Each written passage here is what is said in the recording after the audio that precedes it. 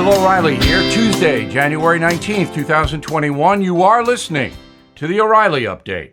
Here's what's happening across our nation. The inauguration just a day away. Donald Trump preparing dozens of pardons during his last 24 hours. Crime spiraling out of control in Los Angeles. Folks fleeing New York and New Jersey in record numbers. New survey ranks the most stressed out states in the USA.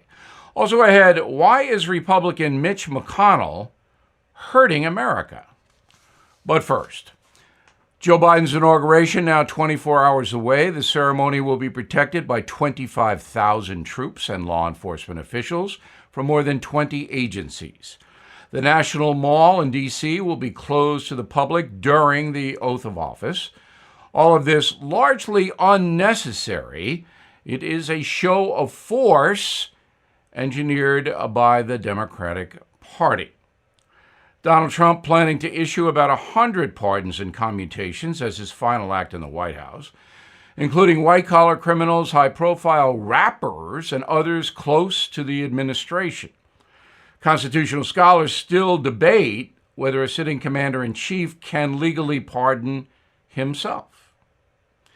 The LAPD releasing shocking crime stats showing murders in heavily minority South Los Angeles up 150%, shooting victims up 750%.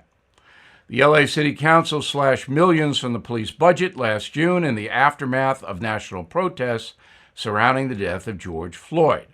How is that working out for the poor citizens of LA?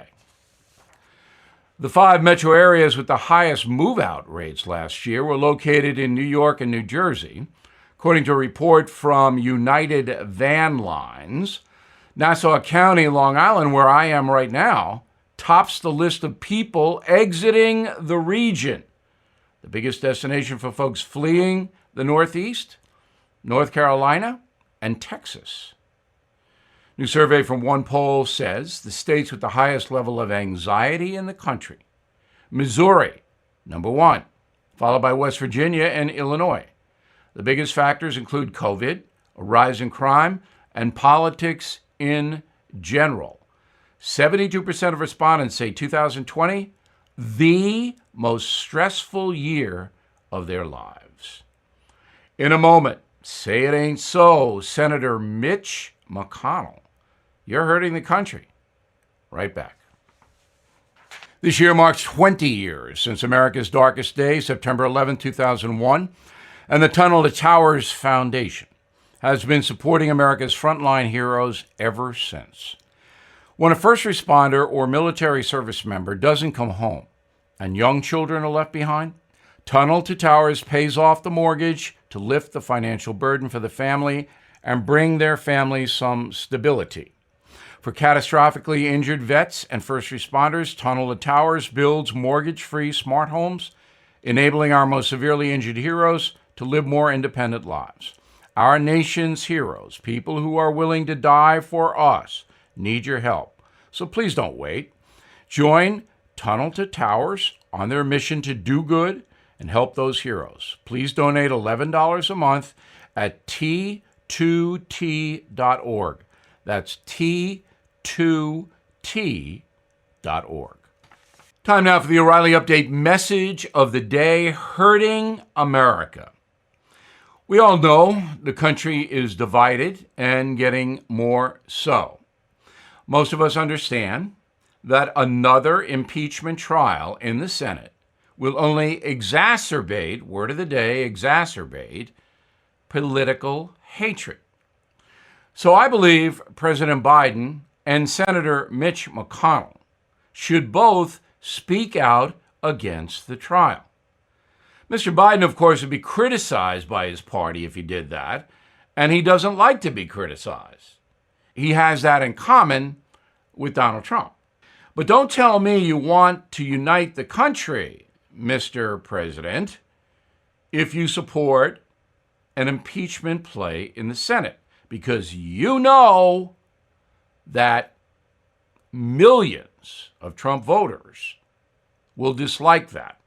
Senator McConnell, a Republican, is another story. What is the benefit of Mitch McConnell telling Republican senators that, well, you might vote for impeachment? It's not a problem if you do. 16 Republicans must cross over and find Mr. Trump guilty for him to be symbolically removed from office. Of course, he's out of office, so all of this is a show. But instead of saying we don't need this, this is unnecessary, Mitch McConnell is not doing that. Does McConnell think this is helping the Republican Party? It's not. It's dividing it. It's making Democrats stronger. This is not about justice. You can believe whatever you want to believe about Donald Trump, but you cannot prove that he directly incited violence at the Capitol. And as we pointed out, and others have as well, he has exculpatory statements a few minutes before that horror unfolded at the Capitol. So he would never be convicted in any kind of a court of anything. Yet, they're going to drag him into the Senate, and he will not have to be there physically, but they're going to try to humiliate President Trump further? Why? Other than hatred and vengeance. Now, I believe Mitch McConnell does not like Donald Trump. I believe it's personal with McConnell. He is a very arrogant man. I know that firsthand because I dealt with him on Kate's Law, which he destroyed single-handedly. I also believe Mitch McConnell is power mad. And he's mad that he lost his Senate majority position because of the election in Georgia. He blames Trump. Trump blames him because McConnell blocked the $2,000 COVID checks. So we have a big mess. But shouldn't all of these politicians in Washington put the country first? What's good for the country? I'll tell you, and it's simple. For us to now proceed with the Biden administration, to put the Trump administration in the rear view, to stop the madness and stop the hatred. I'm Bill O'Reilly, and I approve that message by writing it. Disagree? I'd like to hear from you. Bill@BillO'Reilly.com. In a moment, something you might not know. Hey, I got a crash course into home title theft because one of my friends experienced it. And I hope you are praying this never happens to you because it can ruin you financially. Here's how the crime happens. The legal titles to our homes are kept online where they can be hacked. A cyber thief can find your home's title, forge your signature on a quit claim deed stating you sold your home to him or her. Then the thief takes out loans against your home until your equity is gone. You won't even know until the collection company calls, pour in. You're not protected by insurance, your bank, or common identity theft programs. Home Title Lock does protect you. And in the unlikely event you become a victim of title theft while a member, Home Title Lock will spend up to $250,000 in legal fees to help restore your home's title. So please go to HometitleLock.com, register your address to see if you're already a victim. Then use code RADIO for 30 free days of protection. That's code RADIO at HometitleLock.com. Now the O'Reilly Update brings you something you might not know. 76 years ago this week, Franklin Delano Roosevelt was inaugurated for the fourth time. It would mark the final months of World War II and the start of mandated presidential term limits. Also, the end of FDR's life. Here's the story. Starting in 1940, as the world plunged into World War II, Roosevelt broke a tradition dating all the way back to George Washington, running for an unprecedented third term as president. Despite objections from some lawmakers, there was no constitutional barrier in FDR's way. He defeated Republican Wendell Willkie in a landslide, 449 electoral votes to 82. The next 4 years were brutal on Roosevelt as his health declined.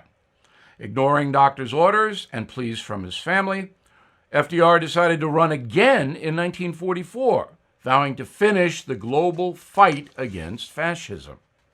He defeated Republican Thomas Dewey in another electoral blowout. FDR's bad health was largely hidden from the American public. For years, the man suffered from partial paralysis related to polio, lung problems, and heart issues. 3 months after the inauguration, Roosevelt was in Georgia, where he began complaining about a terrible headache. Soon he slumped over in his chair and died 2 hours later. He was 63 years old. Vice President Harry Truman was immediately summoned to the White House in Washington. As I write in my book, Killing the Rising Sun, quote, stepping out from the elevator on the second floor, Truman is surprised to see Eleanor Roosevelt and her daughter Anna wearing black dresses. Harry, the former First Lady, tells him the president is dead. In 1951, the U.S. government ratified the 22nd Amendment to the Constitution, barring any individual from serving more than 2 terms in the White House. And here's something else you might not know. FDR's legacy lives on, not just in the USA. There are monuments to him in 30 countries around the world. Back after this. Investors, are you seeking steady cash flow, ready to diversify? Have you considered a proven real estate investment fund? NRIA is one of the nation's leading realty specialists and offers 10% annualized monthly payouts, with bonuses targeted to 21%.